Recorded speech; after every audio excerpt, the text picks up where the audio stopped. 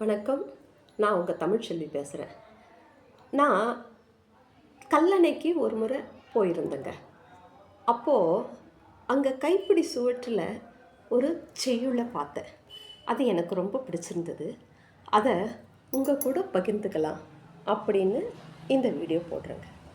அந்த செய்யுள் என்னென்னா, முல்லையை குறிஞ்சியாக்கி மருதத்தை முல்லையாக்கி புல்லிய நெய்தல் தன்னை ஒரு அருமருதம் ஆக்கி எல்லையில் பொருள்களெல்லாம் இடைத்தருமாறும் நீரால் செல்லுறு கதியில் செல்லும் வினையென சென்றதன்றே. இதில் என்ன சொல்ல வராங்கன்னா, இதை ஏற்கனவே நம்ம பாட்டாக கேட்டிருக்கிறோம். ஆறு கரையினில் அடங்கி நடந்திடில் நாடு வளம் பெறலாம். சுருக்கமாக அதுதாங்க. இப்போது நீரோடும் பாதைகளையெல்லாம் அடைச்சி கட்டடங்களாகவும் வீடுகளாகவும் நிறைய உருமாறி தண்ணீர் போகிறதுக்கே பாதை இல்லாமல் இருக்குது இல்லையா? நீர் நிலைகளெல்லாம் அழிஞ்சு போயிருக்கு. அதனால் இப்போ மழையும் இல்லாமல் இருக்குது. அதை தான் இந்த பாட்டு சொல்லுது. அதாவது நீர் ஓடும் பாதைகள் சரியாக இருந்து அந்த பாதையில் நீர் ஓடும் எனில் நாடு சிறப்பாக இருக்கும். அது பஞ்சபூதத்தில் ஒன்று இல்லையா? அப்படி அந்த பாதைகள் அடைக்கப்பட்டு அது ஆக்ரோஷமானால் என்னென்ன நடக்கும் அதை தாங்க இதில் சொல்கிறாங்க. முல்லையை குறிஞ்சியாக்கி, முல்லை நிலம்னா என்ன? காடும் காடு சார்ந்த இடமும்.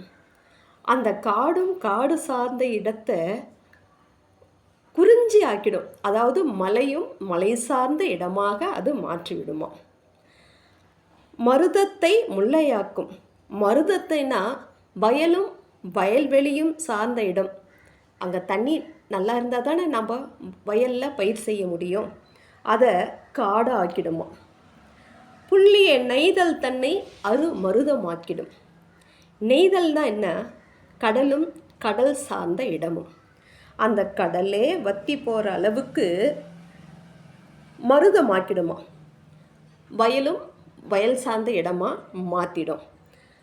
எல்லையில் பொருள்களெல்லாம் இடைத்தருமாறும் நீரால்.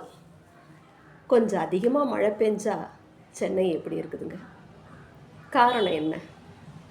நீர்நிலைகள் எல்லாம் காணாமல் போனது தானே. அதை தாங்க இந்த பாட்டில் சொல்லியிருக்காங்க. இதை எழுதுனவங்க யாருன்னு தெரியல.